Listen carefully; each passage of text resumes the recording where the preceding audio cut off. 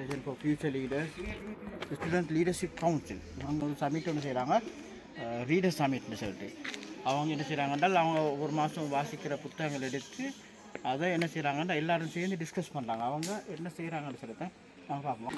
இது வந்து செய்கிற புக் சமிட் சம்மந்தமாக இவங்க ஒரு புத்தகத்தை வாசி பண்ணிக்கிறாங்க. அவங்க பார்ப்போம். ஒருத்தரும் வாசிட்டு வந்து புத்தகங்களோட புத்தகம் பார்ப்போம். உங்களோட புத்தகம் என்ன மூடேண்ணா முத்திரி நபியின் முழு அல்வா உங்களோட ரைட். இது இல்லையா நீங்கள் இதை வந்து இவங்க ஸ்டூடெண்ட் லீடர்ஷிப் கவுன்சில் இவங்க இதை செய்கிறாங்க, ஸ்டூடெண்ட்ஸ் எல்லாம் சேர்ந்து செய்கிறாங்க. நாங்கள் வந்து கேட்போம் இவங்க என்ன நோக்கத்துக்காக இதை செய்கிறாங்க இல்லையா. இதில் நோக்கம்னு சொன்னால் இது ஒரு ஒருத்தர் வந்து 1 மந்த்துக்குள்ள எப்படியும் ஒரு புக்கை வாசிச்சுவார். அதே போல் ஒரு எல்லா ஸ்டூடெண்ட்டும் வாசிச்சதுக்கு பிறகு எங்களுக்கு ஒரு மந்த்துக்குள்ளால் ஒரு 10-20 புக்ஸ் எல்லாம் வாசிக்கலாம். அதுக்கு மாதிரி ஒவ்வொருத்தரும் சம்மரி செய்வாங்க. அதை வச்சு எங்களுக்கு மற்றக்கள் படிச்சிட புக்ஸை பற்றி நிறைய அறிஞ்சு கொள்ளலாம்.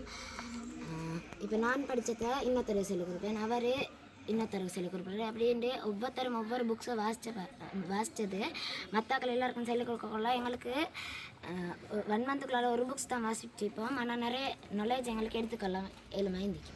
நீங்கள் என்ன புக் வாசிங்க? முஸ்லீம் இளைஞர்களுக்கான தலைமைத்துவ பயிற்சி.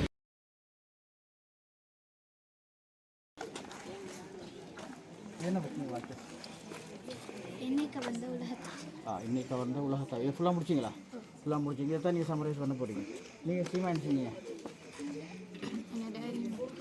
சீமா நீங்கள் இன்றைக்கு இந்த இதில் நீங்கள் கலந்து கொண்டு இன்றைக்கு நீங்கள் செய்கிறீங்க தானே, ஸ்டூடெண்ட் சமிட் ஒன்று செய்கிறீங்க. இதில் பிரதான நோக்கம் எனக்கு சீமா 1 மந்த்துக்குள்ளால் நாங்கள் ஒவ்வொருத்தரும் வாசித்த புக்கோட சம்மரைசேஷனை எல்லாருக்கும் கொடுத்து நாங்கள் புக் ரிவ்யூவை எல்லாருக்கும் செய்கிறோம். அதனால் எல்லாரும் வந்து எல்லா புக்கையும் வாசித்த மாதிரி எல்லாருக்கும் எல்லா புக்கோட நாலேஜும் போகும்.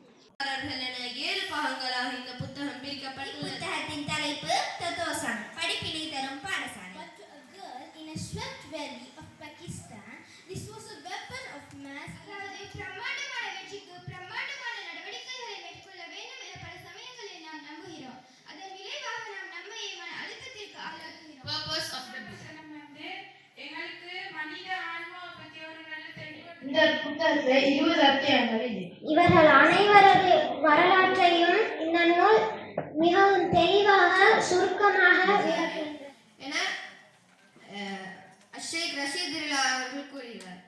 உங்களுக்கு ஒரு வாரம் எத்தகைய ஜீவனாக மாறுவதற்கு உங்களால் முடியும்.